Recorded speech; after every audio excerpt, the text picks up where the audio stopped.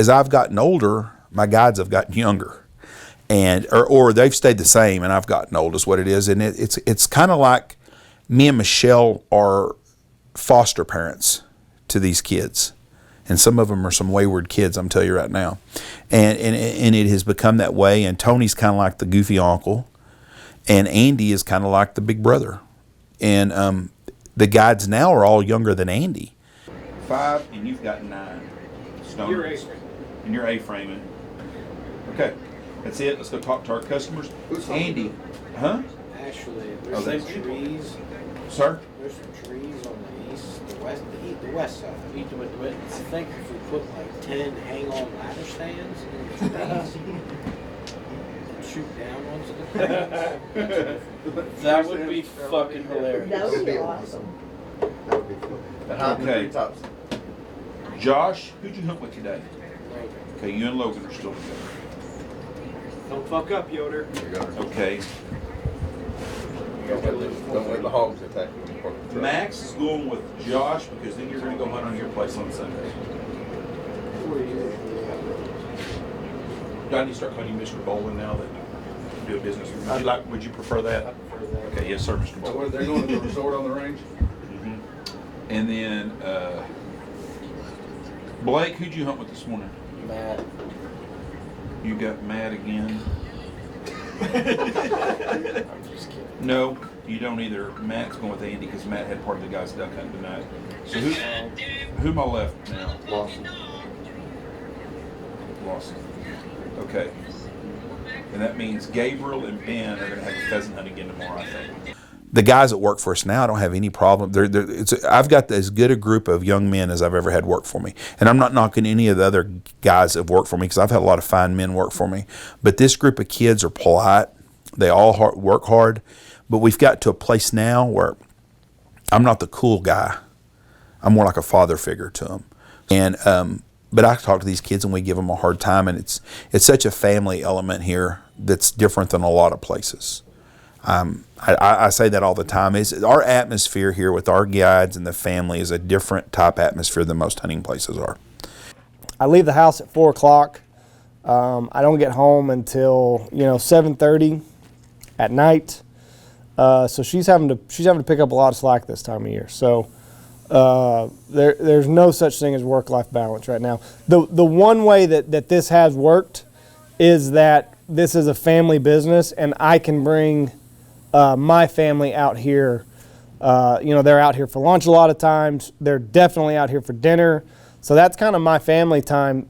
I think the biggest thing that I love is this is a family thing, and I love that. And I think our customers love that. Get a lot of comments of, oh, this is like family, and it's fun to see the guides interact with my boys and to, build a relationship with them, and the boys love the guides. And Good loser. There you go. 5 again, you win. Reese is back in school, so he's not going hunting right now, but he did a little bit during the break. He told me, he said, Mom, so Lou, our dog, sleeps with Reese. And so every morning, Andy gets Lou up at 4 and steals him out of Reese's bedroom and takes him with him. And so a couple nights ago, I was putting Reese to bed, and he goes, Mom, Dad's been telling me goodbye in the morning. And I said, oh, he does? He said, yeah, and we talk a little bit. And I tell him to go do a good job.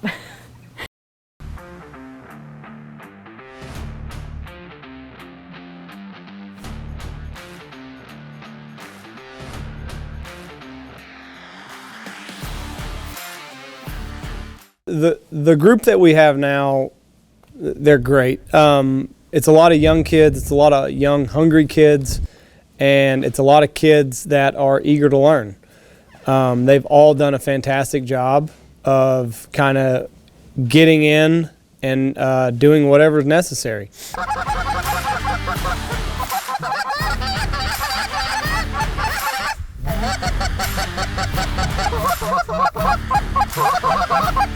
Get in there! Got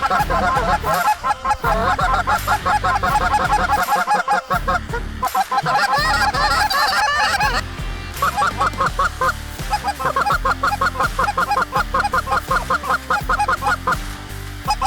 front. Try him out front.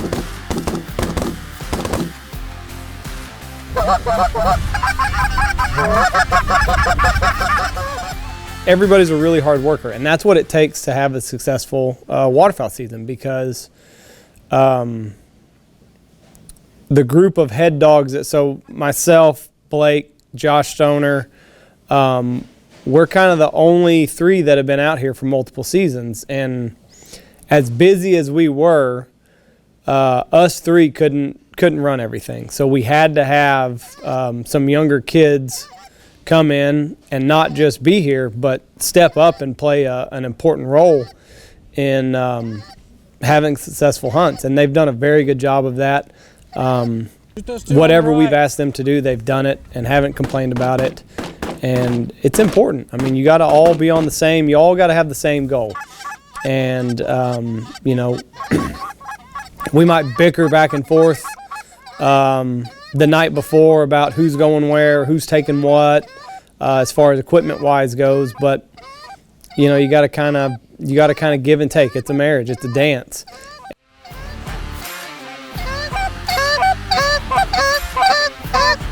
Shoot him there on the left.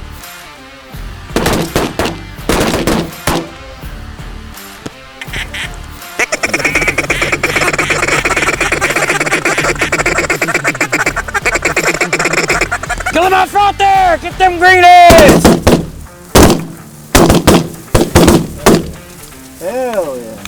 I looked up and said, those are not geese.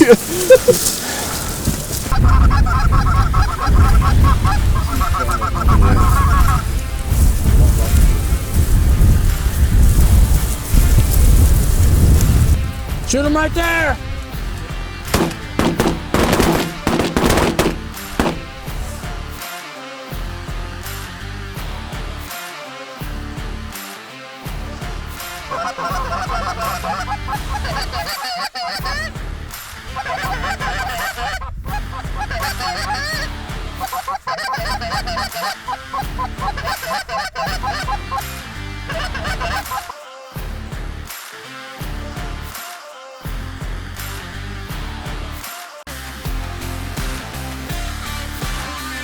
I'm down here on the scene of the crime. There's blood and dead geese everywhere.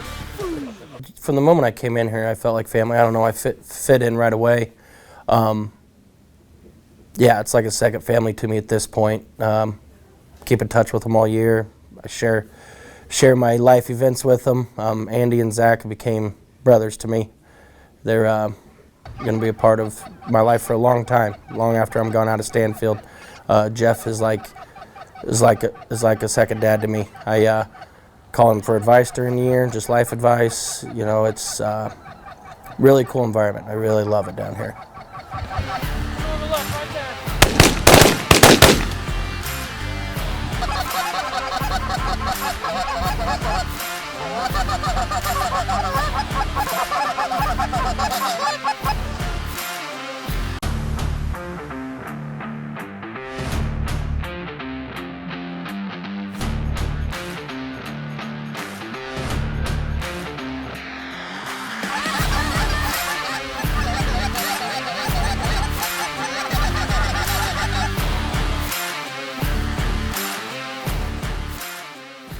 Guiding, you come to learn that it's not about the money. It's more about the experiences, meeting new kinds of people, and you know, you meet somebody who's a janitor at a school to a guy that's worth, you know, millions of dollars, and everybody kind of treats you the same. It's not an easy lifestyle. There's a lot of stuff under the table that you don't see. You know, brushing blinds, getting trailers put up. You know, there's a lot more work behind it than people see. And you know, honestly, I wouldn't trade it for the world. Getting to share somebody's first crane, first speckled belly, first Canada duck, you know, whatever it might be, just sharing that experience with people is definitely something special. I don't guide for the money. I do it for the love of the job, love of the passion. It's a fun thing. It tests you every morning waking up. You know, 3:30, 4 o'clock every morning, getting up, doing the same thing, routine over. But man, it's just that, laying in bed at night, dreaming of them birds coming in. That's what keeps me going, gets me up and gets me excited the very next day. Shoot him right there!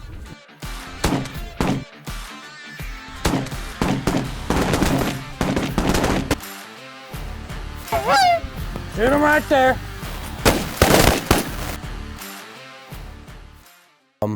Given it's my first guiding job, but I just really think between the Stanfields and me, and then you add all the other guides, it's a brotherhood within itself. Shoot him on the left. We get along sometimes. It's the same thing as family. You don't always get along, but at the end of the day, we still have to sit at the table and joke with each other and talk about stuff. And I see them more than my family. Talk to them more than anybody. They're like brothers to me.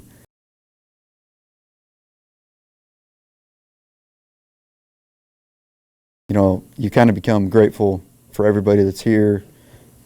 We're kind of like a well-oiled machine from bottom to top. Nobody has, top position other than Michelle. Jeff likes to say he's at the top, but Michelle takes the top. But yeah, everybody, you kind of grow a family bond, and there's quite a bit of family atmosphere around here, so it's very nice. All right, after this, I'm done. Wait, I missed another good time. Put in $60 on the Huh? Put in $60.